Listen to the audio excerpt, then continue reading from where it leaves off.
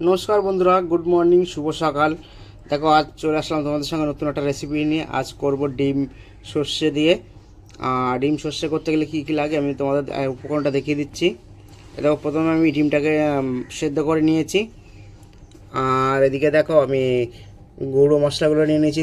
ধনের গুঁড়ো নিয়ে নিয়েছি, হলুদ, জিরের গুঁড়ো, লবণ আর লঙ্কার গুঁড়ো।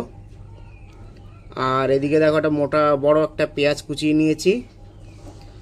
আর নিয়ে এনেছি 2 চামচ সর্ষে, 1 চামচ কালো সর্ষে, 1 চামচ সাদা সর্ষে আর 4টে কাঁচা লঙ্কা। তা চলো কাঁচা লঙ্কাটাকে বেটে নিয়ে আসি, তারপর তোমাদেরকে দেখাই। দেখো বন্ধুরা, আমি এদিকে কড়াইটাকে গ্যাসে বসিয়ে দিয়েছি। আর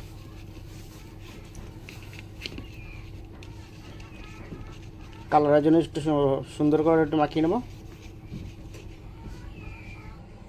দেখো বন্ধুরা, আমার দিকে কড়াইটা গরম হয়েছে, আমি কড়াইটা তেল দিয়ে দেবো। দেখো বন্ধুরা, আমার কড়াইয়ের তেলটা গরম হয়েছে, আমি ডিমগুলো হাক করে দিয়ে দেবো।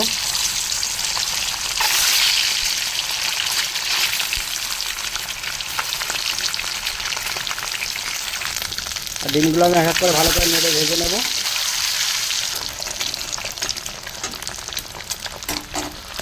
দেখো বন্ধুরা, আমার ডিমগুলো ভাজা হয়ে গেছে, ডিমগুলো আমি তুলে নেব।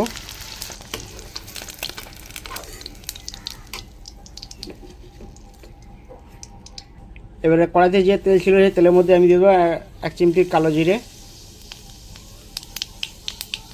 দেখো বন্ধুরা, কালো জিরেটা ভাজা ভাজা হয়ে গেছে, আমি এবারে দিয়ে দেবো 1 বাটি পেঁয়াজ কুচি। পেঁয়াজটা ভাজা হয়ে গেছে, আমি এবারে দিয়ে দেবো সেই গুঁড়ো মশলাগুলো সব একসঙ্গে অ্যাড করে দেবো। এবার ভালো করে নেড়ে দেবো মশলাটাকে আমি।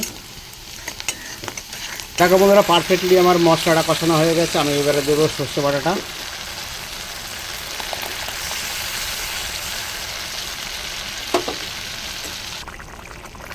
দশ মিনিটের জন্য এইভাবে করে রান্না করে নেবো বন্ধুরা।